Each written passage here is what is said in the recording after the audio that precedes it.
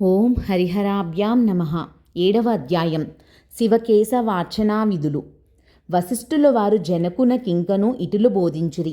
రాజా, కార్తీక మాసం గురించి దాని మహాత్మ్యం గురించి ఎంత వినినను తనివి తీరదు. ఈ మాసంలో శ్రీ మహావిష్ణువును సహస్ర కమలములతో పూజించిన వారి ఇంట లక్ష్మీదేవి స్థిరముగా నుండును.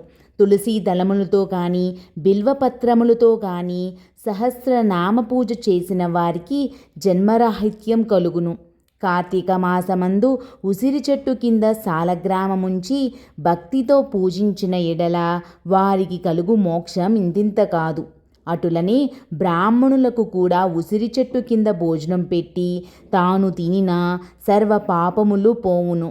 ఈ విధముగా కార్తీక స్నానములు దీపారాధనలు చెయ్యలేని వారు ఉదయం సాయంకాలం ఏ గుడికైనను వెళ్ళి భక్తితో సాష్టాంగ నమస్కారములైనను చేసిన ఎడల వారి పాపములు నశించును.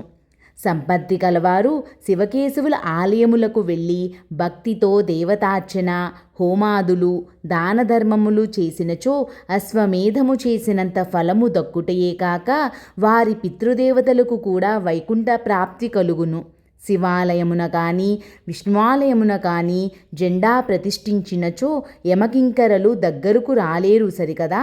పెనుగాలికి ధూళిరాసులు ఎగిరిపోయినట్లు కోటి పాపములైనను పటాపంచలైపోవును. ఈ కార్తీక మాసంలో తులసికోట వద్ద ఆవు పేడతో అలికి వరిపిండితో శంకుచక్ర ఆకారములు ముగ్గులు పెట్టి నువ్వులు ధాన్యములు పోసి వానిపై ప్రమిద నుంచి నిండా నువ్వుల నూనె పోసి వత్తిని వేసి వెలిగించవలెను. ఈ దీపము రాత్రింబవళ్ళు ఆరకుండా ఉండవలెను. దీనినే నందాదీపమందురు. ఈ విధముగా చేసి నైవేద్యమిడి కార్తీక పురాణం చదువుచుండిన ఎడల హరిహరులు సంతసించి కైవల్యమొసంగెదరు.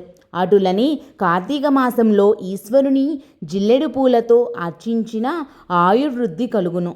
సాలగ్రామమునకు ప్రతినిత్యము గంధం పట్టించి తులసీదళములతో పూజించవలెను. ఏ మనుజుడు ధనము బలము కలిగియు కార్తీక మాసమందు పూజాదులు సలపడో ఆ మానవుడు మనుజన్మలో సునకమై తిండి దొరకక ఇంటింటా తిరిగి కర్రలతో దెబ్బలు తింటూ నీచస్థితిలో చచ్చును. కావున కార్తీక మాసం 9 రోజులు పూజలు చేయలేని వారు ఒక్క సోమవారమైనను చేసి శివకేశవులను పూజించినను మాస ఫలము కలుగును. కనుక ఓ రాజా, నీవు కూడా ఈ వ్రతమాచరించి తరింపుము అని చెప్పెను. నమః శివాభ్యాం నవయవ్వనాభ్యాం పరస్పరాశ్లిష్టవపుర్ధరాభ్యాం నాగేంద్రకన్యా వృషకేతనాభ్యాం నమో నమః శంకరపార్వతీభ్యాం. 7వ అధ్యాయం. 7వ రోజు పారాయణము సమాప్తము.